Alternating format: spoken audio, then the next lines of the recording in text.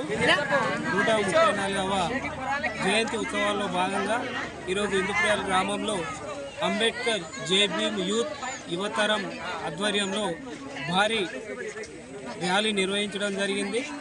అలాగే అంబేద్కర్ గారికి పూలమాల వేసి నివాళులు అర్పించడం జరిగింది.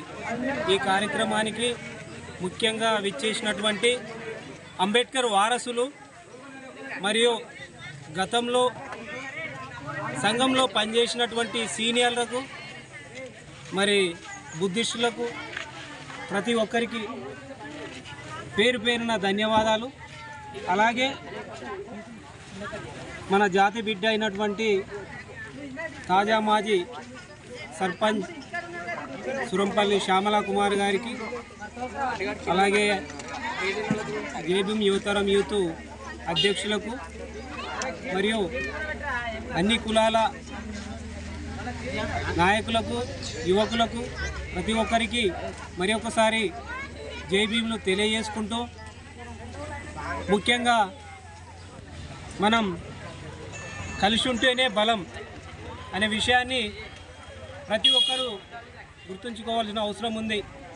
మనలో మనకు చిన్న చిన్న పొరపాట్లు ఉండొచ్చు, ఉన్నా కానీ సమస్య వచ్చినప్పుడు నా సమస్య అని ప్రతి ఒక్కరు ముందుకొచ్చి మన హక్కులను మనం సాధించుకోవాల్సిన అవసరం ఎంతైనా ఉంది.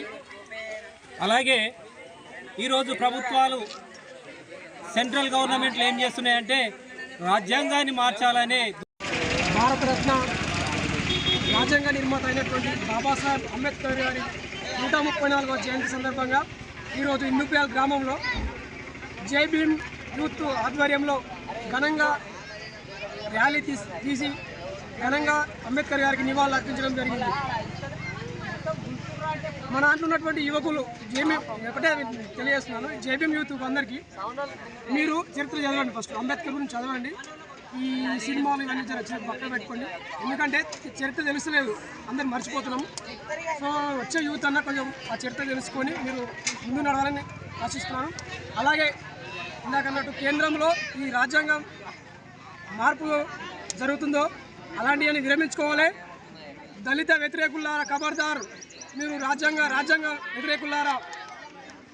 వ్యతిరేకులారా ఖబర్దార్ అని హెచ్చరిస్తూ, రాజ్యాంగం జోలికి వచ్చినట్టయితే దేశం మొత్తం అట్టుడికిపోయి మా దళిత జాతి మొత్తం బీసీ ఎస్సీ ఎస్టీ మైనార్టీ అందరూ కూడా ఏకమై మేము తరిమి కొడతారు, జాగ్రత్త, ఖబర్దార్ రాజ్యాంగ వ్యతిరేకులారా అని హెచ్చరిస్తూ ముగిస్తున్నాం. 134వ జయంతి శుభాకాంక్షలు అందరికీ. ఈ ర్యాలీ ఇంత పెద్ద సక్సెస్ చేసినందుకు థ్యాంక్ యూ అందరికీ. జైభీంలో జైభీం. దేశం ఎక్కినా ఎవరెదురైనా పొగడరా నీ తల్లి మన దేశ నాయకులను, మన దళిత నాయకుని.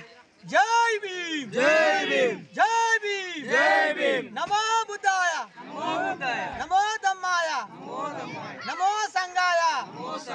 అంటే మన అంబేద్కర్ బౌద్ధ మతము ఎందుకు తీసుకున్నా అనేది అందరు ఆలోచన చేయాలి. ఈ విధంగానే ఇంకా నెక్స్ట్ ప్రతి సంఖ్య పెరగాలని కోరుకుంటూ మీ అందరికీ ఈ 134వ జయంతిని సందర్భంగా మంచిగా అయినందుకు నాకు ఎంతో శుభ ఆనందాలు వెలిగిస్తూ మీతో నేను పంచుకున్నందుకు నాకు సంతోషం. మీరందరూ బౌద్ధ మతం గురించి ఆలోచన చేయండి, ఆ ధర్మం అంటే ఏంటిది అటు ఆ విధంగా నడవండి, తాగుడు జోలికి పోకండి. ప్రతి 90